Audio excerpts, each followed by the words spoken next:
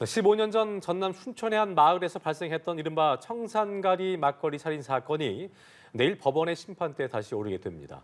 당시 피해자였던 아내를 숨지게 한 범인으로 지목됐었던 남편과 딸이 재심 재판을 받게 된 것인데요. 관련 내용 자세히 짚어보겠습니다. 네, 한편 충북에서는 군 간부를 사칭한 노쇼 사건이 잇따라 발생한 가운데 경찰이 용의자 추적에 난항을 겪고 있는데요. 수사가 어려운 이유는 무엇인지 주요 사건 소식들 허주연 변호사와 함께 짚어봅니다. 어서 오십시오. 안녕하세요. 네.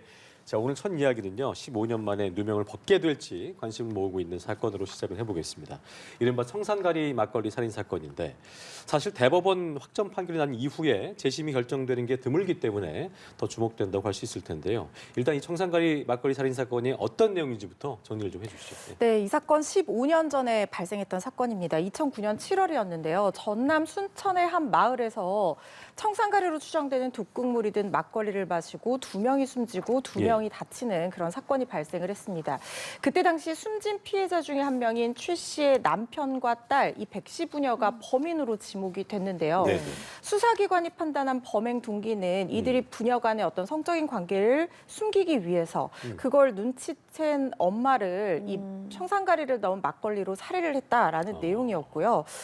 그때 당시에 1심에서는 무죄가 났는데 2심에서 유죄로 판단이 됐고 이게 대법원에서 확정이 되면서 부녀에게 각각 무기징역형과 징역 20년형이 선고가 됐고 이 부녀가 복역을 하게 된 겁니다. 예. 그로부터 10년 뒤에 이 백 씨 부녀는 자신들이 거짓 자백을 한 것이다. 너무나 억울하다라고 하면서 재심을 청구했습니다.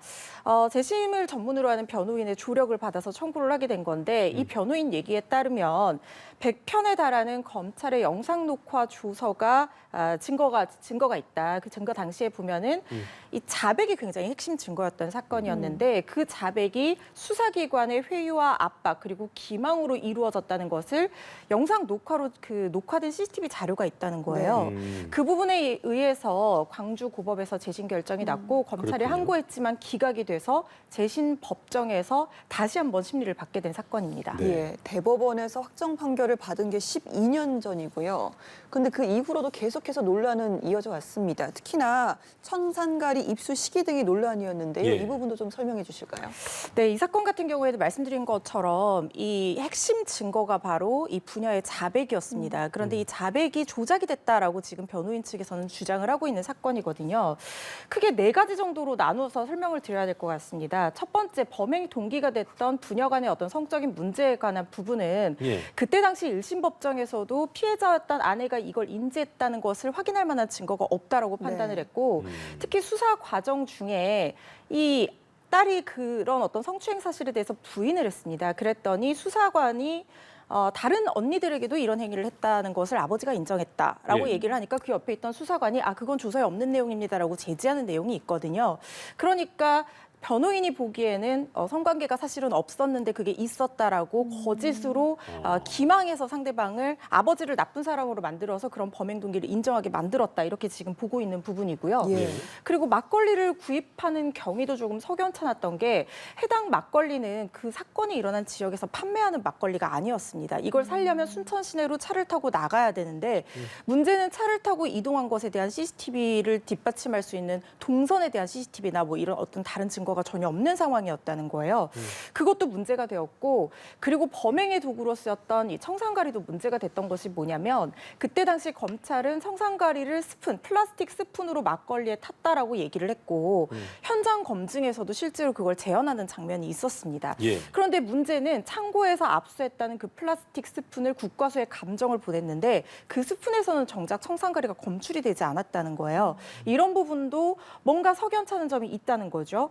거기다가 거짓말 탐지기를 해서 이 2사람 모두에게 진실 반응이 나왔다는 겁니다. 물론 거짓말 탐지기가 완벽한 유죄의 증거로 인정을 받지는 않고 그렇죠. 있습니다만은 그 거짓말 탐지기에 대해서 수사기관이 어떻게 얘기를 하냐면 거짓말 탐지기 진실 나오는 거 아빠한테 배웠느냐, 기계를 속이는 방법을 어떻게 배웠느냐라고 하면서 상대방을 압박하고 조롱하고 이런 식으로 신문을 했다는 거거든요. 그리고 이게 CCTV로 남아있다라는 겁니다. 이런 증거들을 가지고 이 자백이 오염이 되었다. 그리고 무죄를 입증할 만한 충분한 증거가 없으므로 의심스러울 때는 피고인의 이익으로 판단하라는 그 형사법의 대원칙에 따라서 이 사건이 무죄가 되어야 된다라고 주장하는 것이 지금 피고인들의 주장입니다. 예, 이 재심을 신청한 부녀 측의 주장을 보면 검찰이 물증 없이 짜맞춘 조서로 서명을 받았고 또 허위 자백을 강요했다는 것이고요. 또 법원 역시 이런 주장을 수용해서 재심을 결정한 거잖아요.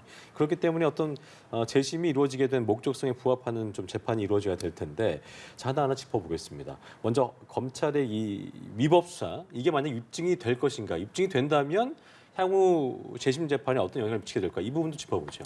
우리가 CCTV 제출된 영상들을 다 본 것은 아니지만 진술 당시의 장면이 녹화된 CCTV가 일부 언론을 통해서 보도가 되었거든요. 예. 그리고 결정적으로 재심을 개시하겠다는 결정을 내린 광주 고법에서 검사가 생각을 주입하는 방식으로 유도 신문을 했기 때문에 이것이 재심 사유가 된다.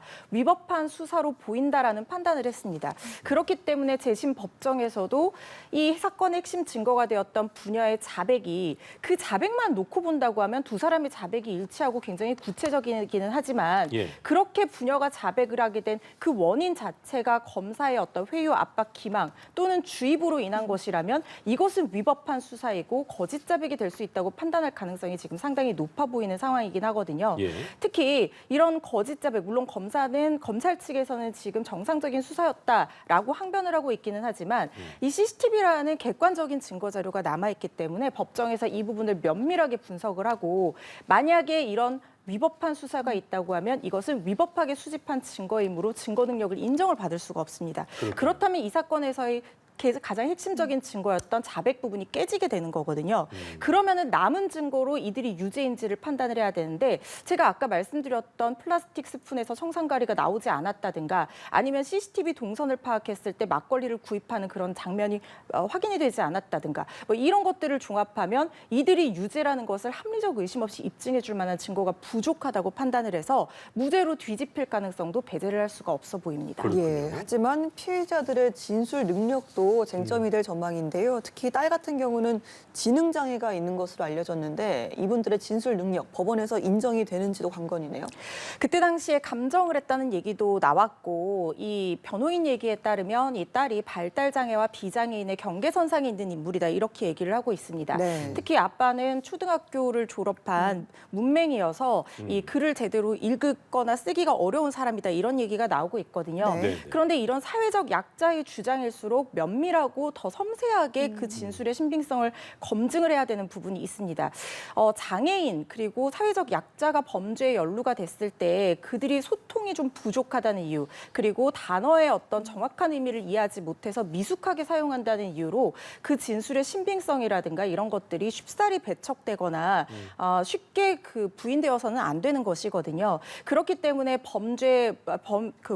진술 조력인 제도라든가 아니면 뭐 신뢰관계인 동석 제도라든가 이런 것들이 있는 것이고 특히 진술이 좀 어려운 장애인들 같은 경우에는 활동 보조인을 동석시켜서 그들이 평소에 쓰는 이 용어가 어떤 의미인지까지 섬세하게 해석을 하는 작업을 거쳐야 됩니다. 네. 그렇지만 아직까지도 특히 초동 수사 단계에서 이런 장애인의 진술에 보조인을 동석시키거나 이런 것들이 좀 미비하다는 그런 얘기들이 나오고 있거든요. 아마 2009년 당시에는 더욱더 그런 것들이 미비했을 거라는 생각이 들고 그래서 오늘의 이런 결론에 이르게 된 원인 중에 하나가 아닌가 이런 생각이 드는데요. 아마 이들이 만약에 법정에 다시 나와서 그들의 상황에 대해서 진술을 하고 그렇게 된다고 하면 그 감정 결과에 따른 지능 수준 정도에 맞추어서 눈높이를 맞춘 어떤 진술의 분석이 있을 거라는 생각이 들고요. 그런 점들과 다른 객관적인 물적 증거들 이런 것들을 종합해서 이들 진술의 신빙성이 인정받게 될 가능성도 역시 배제할 수 없습니다. 재판부가 세심하게 살펴야 될 점이 많다는 부분을 짚어주고 계셨는데 아까 언급하셨던 부분 다시 한번 짚어보겠습니다. 재심을 개시하는 그 결정 과정에서 무죄를 뒷받침하는 CCTV 영상 등이 언급이 됐잖아요. 그러니까 이런 새로운 증거들, 왜냐하면 조사를 새로 한 또 수사를 새로 한 게 아니기 때문에 이런 새로운 증거들 이것들이 향후 재판 과정에 어떻게 적용할지도 좀 궁금합니다. 네, 지금 이 사건에서 새롭게 제출되는 CCTV 두 가지 종류로 나누어서 설명을 드릴 수 있을 것 같습니다. 하나는 말씀드렸던 진술 녹화 장면 CCTV로 이 허위 자백이 있었는지 이 부분을 판단하는 CCTV고 그 부분은 제가 앞에서 충분히 설명을 드렸던 부분이고요. 또 하나 지금 변호인 측에서 신규로 제출하는 CCTV는 뭐냐면은 막걸리를 사러 갔을 때 그 공소장에 적히지 않은 부분에 대한 CCTV거든요. 그게 예. 뭐냐면 공소장에서는 피고인인 아버지 백 씨가 트럭을 몰고 7월 2일 오후 6시에 막걸리를 사러 갔다라고 기재가 되어 있는데 지금 변호인 측에서 새롭게 제출한 신규 CCTV는 어떤 것이 있냐면 마을 앞 CCTV 장면인데요. 7월 5일 오후 7시 반에 한 차례 트럭을 몰고 나가는 장면이 찍혔을 뿐이고 그 전후로 검찰의 공소 사실을 뒷받침할 수 있을 법한 내용의 CCTV가 발견이 되지 않았다는 거거든요. 그러니까 7월 2일과 7월 5일 하면 벌써 3일이라는 시점의 차이가 나게 되어 있고 공소 사실은 정확하게 특정이 돼야지 인정을 받을 수가 있는 부분이거든요. 이런 부분들이 변호인 측에서는 지금 피고인 부녀의 무죄를 뒷받침할 수 있는 신규 CCTV라고 주장을 하고 있는 상황이고요. 예. 재심 법정에서 아마 이런 것들 면밀하게 살펴볼 것 같습니다. 알겠습니다. 앞으로 아무쪼록 그 재심 과정에서는 어느 누구도 억울함이 좀 없도록 세심하고 정확한 재판이 이루어져야겠습니다. 다음 주제 만나보겠습니다. 군 간부를 사칭해서 식당에 단체 주문을 한 뒤에 연락을 끊는 이 노쇼 피해가 잇따르고 있다고 하는데 최근에 충북 지역에서 무려 9건의 피해가 발생을 했고 피해 금액이 50만 원에 이른다면서요? 그렇습니다. 식당별로 지금 50만 원 정도이고 심지어 700만 원을 사기당한 식당도 있다는 거예요. 그렇군요.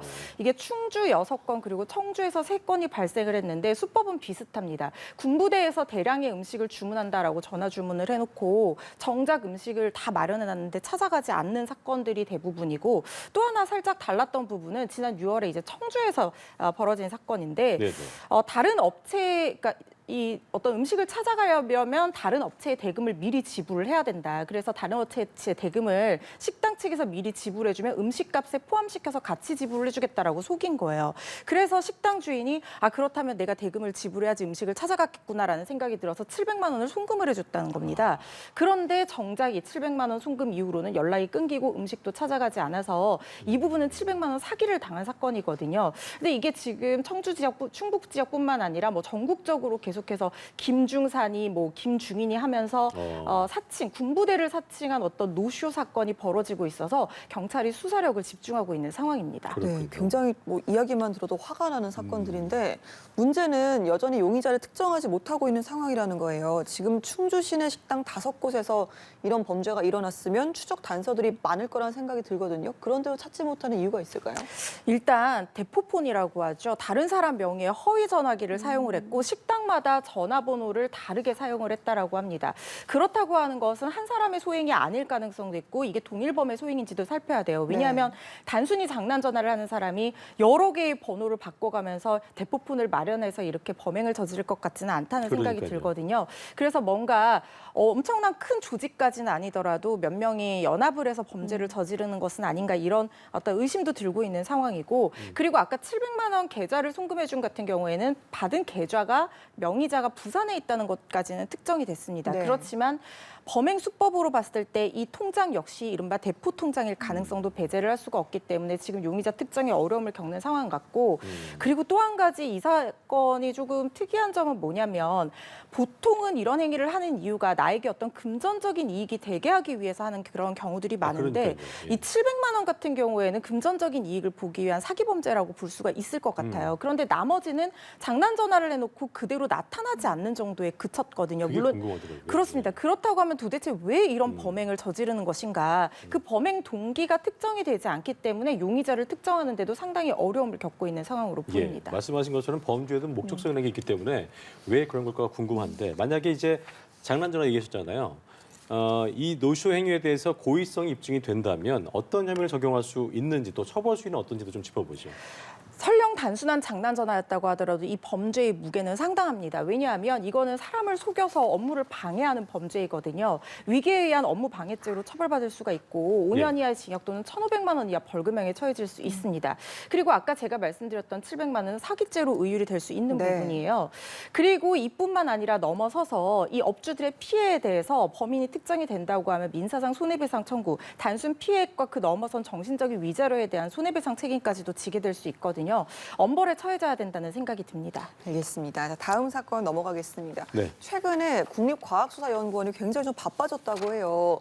교통사고가 나고 나서 차량이 혼자 급발진했다라고 주장하는 운전자가 급증했기 때문이라고 하는데 이 건수가 얼마나 늘었길래 이렇게 어려움을 겪고 있다고 표현하는 걸까요? 올해 10월까지만 감정 신청 건수가 114건이라고 합니다. 114건. 작년에 한 해 통틀어서 100건 정도였거든요. 네. 그렇다면은 지금 두 달, 뭐 지금은 12월이지만 집계는 10월까지 됐으니까 아마 더 늘어났을 가능성도 그렇죠. 있어요. 네. 그런데 전국에 이 교통사고를 감정하는 국가수 감정 요원이 22명밖에 되지 않습니다.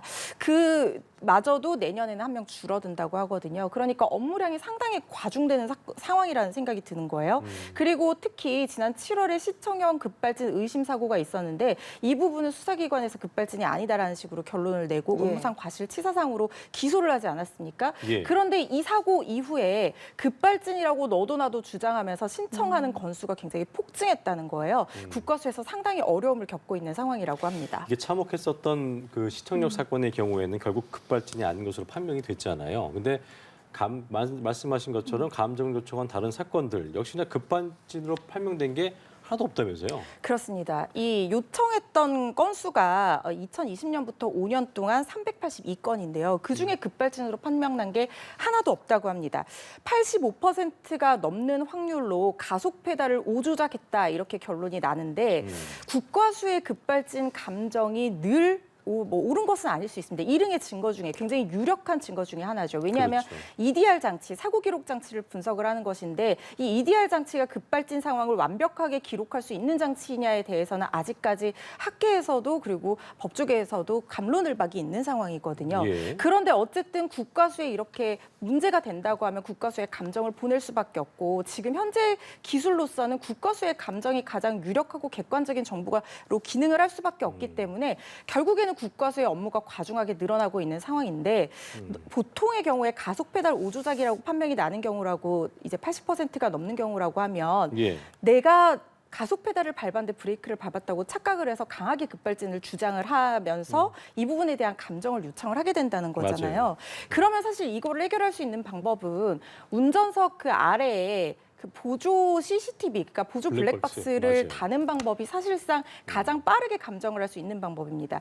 CCTV 우리 시청역 사고 났을 때도 한 택시 운전사가 자신은 급발진이 정말 맞다라고 주장을 했는데 정작 그 보조석에 있던 그 블랙박스에서는 가속 페달을 강하게 밟은 것으로 나와서 본인도 믿지 못하는 그 장면이 나오기도 했었잖아요. 예. 그래서 이게 뭐 옵션으로 선택을 하든 뭐 여러 개 된다고 하면 법적으로 이게 계속 문제가 되고 과중한 어떤 감정의 부담을 지워지고 있는 그런 사회적인 폐해가 지금 양산이 되고 있는 상황이니까 맞아요. 네. 이런 것들을 좀 의무적으로 부착하게 하는 것이 어떠냐 이런 방안도 제기가 되고 있는데 이런 좀 면밀한 검토를 통해서 입증을 할 수 있는 객관적인 자료를 확보하는 방법을 늘리는 것 말고는 지금의 급발진 문제를 완벽하게 해결하기는 좀 어려운 상황이 아닌가 하는 생각이 듭니다. 알겠습니다. 사건 이슈들 허주연 변호사와 함께했습니다. 오늘 말씀 고맙습니다. 감사합니다.